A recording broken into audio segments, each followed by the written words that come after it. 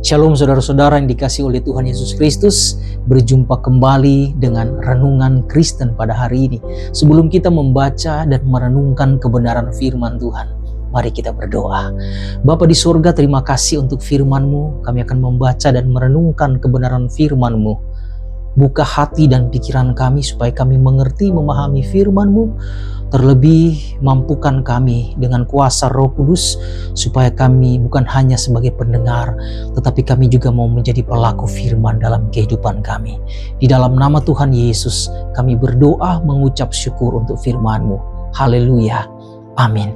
Saudara, Markus pasal 8 ayat 36 berkata di sana, apa gunanya seorang memperoleh seluruh dunia tetapi ia kehilangan nyawanya.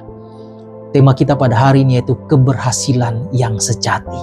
Saudara, dalam dunia yang modern, keberhasilan itu sering diukur dari pencapaian materi, pencapaian jabatan, pencapaian popularitas, dan mungkin pengakuan orang banyak atau pengakuan manusia bagi kita. Oleh karena itu saudara, kalau kita melihat ada banyak orang yang mengejar kesuksesan dengan segala cara, bahkan bisa saja mereka mengorbankan iman, mengorbankan keluarga, bahkan integritas. Namun kalau kita melihat Alkitab justru mengajarkan bahwa keberhasilan yang sejati itu bukanlah seperti yang didefinisikan oleh dunia ini, melainkan seperti apa yang Tuhan kehendaki. Karena itu saudara-saudara dikasih oleh Tuhan, keberhasilan yang sejati tidak hanya berbicara tentang apa yang kita capai, tetapi tentang siapa kita di hadapan Allah. Dan juga bukan hanya itu, tetapi bagaimana hidup kita, apakah memuliakan Tuhan atau tidak. Karena itu saudara, kita akan belajar ada beberapa hal. Yang pertama, keberhasilan sejati itu dimulai dari hubungan yang benar dengan Allah. Saudara, keberhasilan sejati itu tidak dapat dipisahkan dari hubungan pribadi kita dengan Tuhan. Tanpa Tuhan, saudara, semua pencapaian manusia itu hanyalah sementara dan kosong. Karena Alkitab berkata saudara dalam Matius pasal 6 ayat 33 dikatakan di sana, karena itu carilah dahulu kerajaan Allah dan kebenarannya, maka semuanya akan ditambahkannya kepadamu. Saudara, ketika Tuhan menjadi pusat hidup kita, Tuhan menjadi keputusan, Tuhan menjadi tujuan dan langkah kita, dan Tuhan mengarahkan kita sesuai dengan kehendaknya. Kemudian kita memiliki hubungan yang intim dengan Tuhan, itu akan memberi makna yang sejati dalam kehidupan kita, dan itulah disebut dengan pencapaian atau keberhasilan. Karena itu menjadi pertanyaan, apakah Tuhan menjadi pusat dari semua rencana dan impian kita, atau hanya sebagai pelengkap ketika kita membutuhkan pertolongan daripada Tuhan. Hal yang kedua saudara, keberhasilan sejati itu diukur dari ketaatan, bukan dari hasil. Saudara, dunia mengukur keberhasilan itu dari hasil, hasil akhir seperti itu. Tetapi Tuhan melihat bukan masalah hasil akhir, tapi Tuhan melihat ketaatan hati kita. Ada banyak tokoh Alkitab disebut berhasil bukan karena hidup mereka mudah mereka jalani, melainkan karena mereka setia dan taat kepada Tuhan. Saudara, Nuh dianggap benar karena ia taat membangun bahtera. Meskipun dia diejek oleh orang-orang pada waktu itu. Abraham disebut berhasil karena ia taat meninggalkan negerinya, menuju kepada tempat bahkan dia tidak tahu kemana harus dia pergi, tapi dia taat kepada panggilan dan perintah Tuhan. Saudara, Tuhan tidak menuntut kita untuk selalu berhasil menurut ukuran dunia ini, mencapai apa, popularitas, mencapai jabatan yang kita impikan dan lain sebagainya saudara. Tetapi Tuhan menghendaki kita mengenai ketaatan kita kepada Dia sampai pada akhirnya. Hal yang ketiga saudara, keberhasilan sejati membentuk karakter yang serupa dengan Kristus. Saudara, keberhasilan yang sejati bukan hanya tentang apa yang kita miliki, apa yang kita dapat, tetapi tentang siapa kita menjadi. Tuhan lebih peduli pada pembentukan karakter daripada pencapaian-pencapaian tersebut. Kita memiliki harta yang banyak, kita memiliki rumah yang mewah, mobil yang banyak, saudara. Tetapi kalau karakter kita tidak mencerminkan karakter Kristus, maka ini yang berbahaya. Oleh karena itu, saudara, seperti kita melihat buah roh seperti kasih, kesabaran, kerendahan hati, dan penguasaan diri adalah tanda keberhasilan rohani yang sejati. Galatia pasal 5 di sana disebutkan. Tanpa karakter Kristus, saudara, kesuksesan dunia bisa menjadi kehancuran rohani. Itu saya katakan tadi.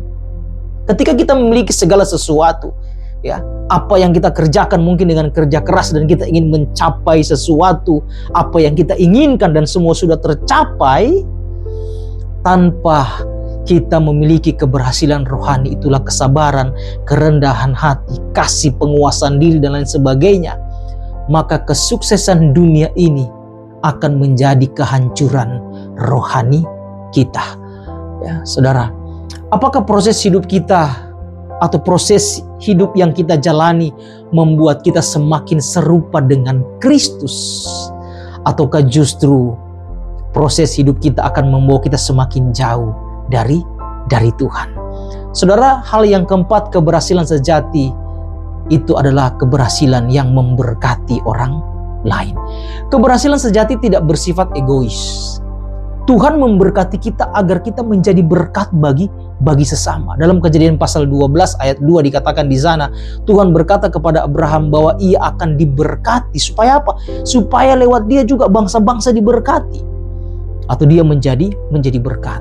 Saudara, ketika keberhasilan kita membawa dampak positif bagi keluarga, bagi gereja, bagi di lingkungan di mana kita berada, bahkan kepada banyak orang, disitulah keberhasilan sejati dinyatakan. Karena itu ada pertanyaan, apakah keberhasilan yang kita kejar hanya untuk kepuasan pribadi, ataukah menjadi saluran kasih dan kebaikan Tuhan bagi orang lain atau bagi orang banyak, bahkan yang ada di sekitar kita? Saudara, yang kelima, keberhasilan sejati itu memiliki nilai kekal. Semua pencapaian dunia bersifat sementara. Harta, jabatan, dan popularitas itu pasti akan hilang. Tetapi apa yang kita lakukan bagi Tuhan itu memiliki nilai yang kekal. Kembali Yesus mengingatkan dalam Matius pasal 6 ayat 20, "Kumpulah bagimu harta di sorga." Saudara, keberhasilan sejati adalah hidup yang berkenan kepada Tuhan.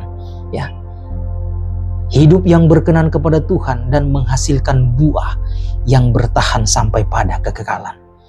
Apakah hidup kita sedang membangun sesuatu yang hanya sementara, ataukah dalam kehidupan kita sedang membangun sesuatu yang bernilai kekal di hadapan Allah? Karena itu, saudara-saudara yang dikasihi oleh Tuhan, keberhasilan yang sejati bukanlah tentang seberapa tinggi kita naik, tetapi seberapa dekat kita berjalan bersama dengan Tuhan. Bukan tentang seberapa banyak apa yang kita miliki, tetapi seberapa besar kasih ketaatan kita kepada Tuhan. Dan kiranya kita dimampukan untuk mengejar keberhasilan yang sejati. Kehidupan kita lebih dekat dengan Tuhan.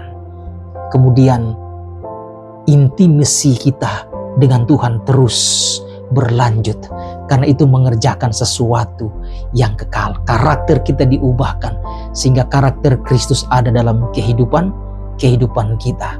Keberhasilan kita tentunya adalah memuliakan Tuhan, memberkati sesama kita, dan semuanya itu bernilai kekal. Tuhan Yesus memberkati kita semua. Mari kita berdoa. Bapa di surga, terima kasih apapun yang kami capai, apa yang diukur oleh dunia ini.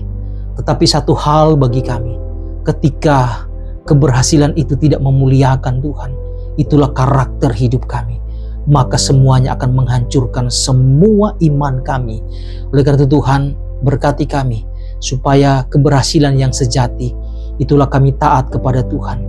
Keberhasilan yang sejati, itulah kami memancarkan kasih Kristus. Keberhasilan yang sejati, itulah kami semakin dekat dengan Tuhan dan kami berjalan bersama dengan Tuhan. Dan biarlah firman Tuhan terus menaungi kehidupan kami, sehingga Tuhan terus mendapati kami setia dan taat kepada Tuhan. Di dalam nama Tuhan Yesus kami berdoa dan mengucap syukur untuk firman-Mu. Haleluya. Amin. Tuhan Yesus memberkati kita semuanya. Shalom.